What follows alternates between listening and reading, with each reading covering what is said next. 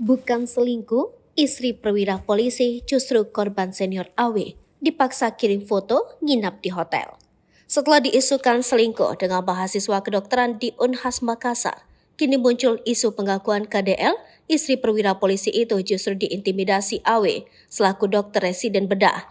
Isu yang beredar ini sudah mendapatkan tanggapan dari Ibtu AH jika sang istri sudah memberikan penjelasan kepada kepolisian.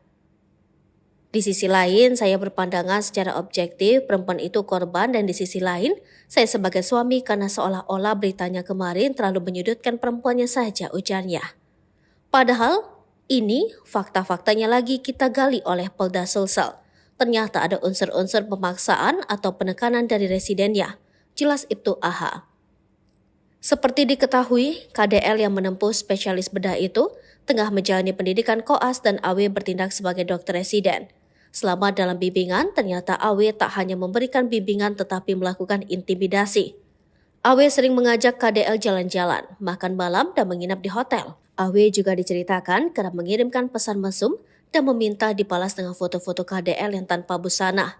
Sementara KDL selaku junior takut tidak lulus dan tidak menceritakan hal ini kepada siapapun termasuk suaminya, apalagi Ibtu AH tengah mengikuti pendidikan perwira. Menurut informasi, selain KDL masih banyak korban lain dari AW, maka itu Ibtu AH juga menjelaskan. Dalam waktu dekat istrinya akan melaporkan AW ke polisi terkait dengan tindakan ini. Menanggapi ini, pihak kepolisian Polda Sulsel belum mau berkomentar. Namun Kabid Humas Polda Sulsel Kombes Pol Komang Suartana membenarkan adanya laporan Ibtu AH.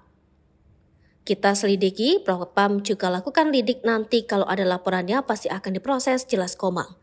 Sementara itu, Humas Unhas Dr. Ahmad Bahar mengungkapkan pihak kampus akan menunggu putusan dari pihak kepolisian baru akan bertindak terhadap mahasiswa dan mahasiswinya itu.